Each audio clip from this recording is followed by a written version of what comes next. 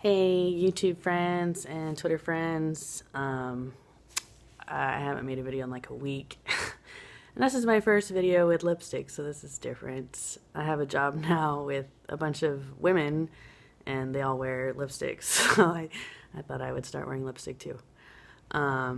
Anyways, I want to make this video mainly about patience, because I think that's the main thing that God has wanted me to learn through my whole crazy previous 2 weeks is patience. And it's really ironic too, because if I would have been patient with my ex-husband, I wouldn't be in the situation I'm in now.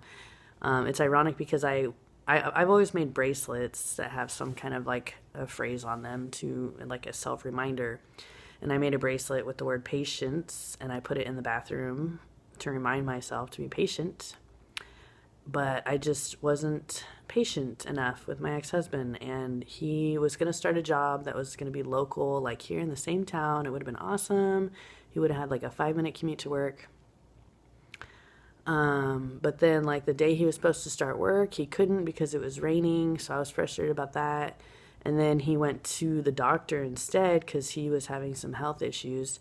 So then I was like frustrated because I was like, oh my gosh, we're like broke. You can't be going to the ER and racking up some $5,000 ER bill right now. Like, why can't you just tough it out, you know? Anyways, he would have started work the next day probably, unless it rained again, which it's really annoying when you have a job like that where you can't work when it rains. But anyways, so I just wasn't patient, and I was like fed up with the whole situation. I mean, I don't know. I mean, I think I was as patient as I could have been. You know, my ex-husband's mind was slipping over a period of about 6 months, and it was really difficult and frustrating. About 7 months. It started somewhere around January of last year. Well, January of this year.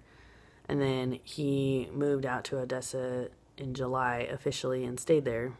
So it's been about 3 or 4 months that he's been out there. Anyways, if I just would have been patient, this whole thing wouldn't have happened. But, you know, God works all things together for the good. And I just have to keep hoping and believing that something good is going to happen out of all this. And I mean, good things have happened out of all of this, I think. Like, I don't know, now I'm getting to work, which is fun. Like, I've always wanted to work. I prefer to work because then you're out in public and you're not, like, isolated. And you know, I mean, maybe it was a combination of like him going crazy, but then maybe I was going a little bit crazy too, because I've been home for 7 years, which I'm grateful for it because it was really relaxing and easy. But literally, I've been a stay-at-home mom for 7 years, just at home with my girls. And, you know, I have like a best friend named Ashley who I call sometimes, and I text her a lot. And, you know, I have my mom, and we've always been close. But beyond that, I don't know. I have my brother. I used to call him sometimes. I have his girlfriend. She's kind of my sister-in-law, and I used to talk to her sometimes. But anyways, it's just very isolating, like to be a stay-at-home mom. And I said to my ex-husband, kind of like, I think it was like a week before he left, that, you know, being a stay-at-home mom is kind of like solitary confinement in prison because you're all alone. And that in prison, that's considered to be the worst sentence. Because, you know, people need other people. Like, you can't handle being alone for too long. But I was alone. I was, like, seriously alone for 7 years. And, like, my ex-husband worked a lot, which, you know, he needed to so that we could have money for, you know, our bills and stuff. But he was working, like, 12, 14 hours a day. And basically, like, he would wake up at, like, 12, like, noon. He worked nights. He'd wake up at, like, noon. I would make him some eggs. He would play with our girls for like 5 minutes while I was making the eggs. Then we would talk for like 10 minutes, and then he would get dressed and go to work. And that was our life for 7 years, except for like his 2 days off. Sometimes he worked 6 days, so we'd just have 1 day off, and we'd go to we'd go to the park or try and do something fun as a family. But yeah, I mean, I was just like so isolated. So, I mean, case in point, why I have always posted so much on Twitter, which I guess God did that for a reason, so that I would have a lot of time to reach out to the world and not be so focused on, you know, my husband and my marriage. So it's kind of been weird because even though I've been married am technically still for 7 years, I've also kind of felt single because I've had so much time just to myself, which, yeah, I guess God did for a reason because, God has always known, and I've always known that I have a heart for reaching people. I mean, my goal when I was in high school was to be a missionary, but, you got to have a lot of money to fly to a bunch of places. But now with the internet, you don't have to go anywhere, you just post stuff on Twitter and YouTube and it'll reach the whole world. And I have self-published books on Amazon. I have like 32 self-published books, which I don't really make money off of, but they're available on Kindle for free, and they can be translated into any language, which is really, really cool. I compiled those books based off of my blogs. I started writing my blog 8 years ago when my ex died, this guy I was with before my husband, and he went out drinking one night. We had a fight, which, I blamed myself for a long time. I cried like every day for a year after he died because I kind of felt like it was my fault. We had a fight about this girl that wanted to hang out with him, and she wanted to get lunch with him, and they were communicating on Facebook, so obviously I would be mad about that, and I was like, just admit it, like, you like her, you did like her, and he was like, I didn't like her, blah, blah, so I felt like he was lying. Anyways, so we had a fight. Okay, so he died, then I was in Nebraska at the time. I moved back to California to be with my mom, to comfort me in that grieving process, which that did help a lot, kept me from being suicidal. I've never been suicidal, but if I ever was, that was maybe the closest I came. Like just one day I was like kind of feeling like I just really wanted to die. But anyways, so if any of you have lost someone, like someone that died that you really, really loved, I know how you feel, but you can get through it. So anyways, I think probably about 2 weeks after I got out to California, after he died, I was chatting with some friends, and this friend was like, hey, you should start a blog. Oh, my best friend Ashley had a blog, and she was like, you should start a blog. So that's when I started my blog, and it was very therapeutic for me. Like, for sure, anyone who writes a lot, they do it because they need to process things, and it's, like therapy.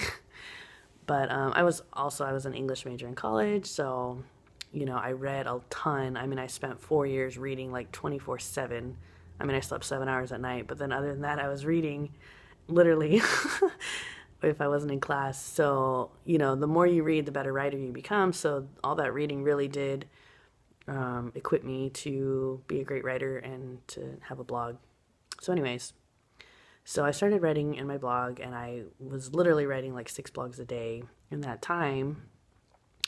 And just about a bunch of random things, it was really about strengthening my faith in that time because, when you go through hell, like that one song says, just keep going. You might get out before the devil even knows it.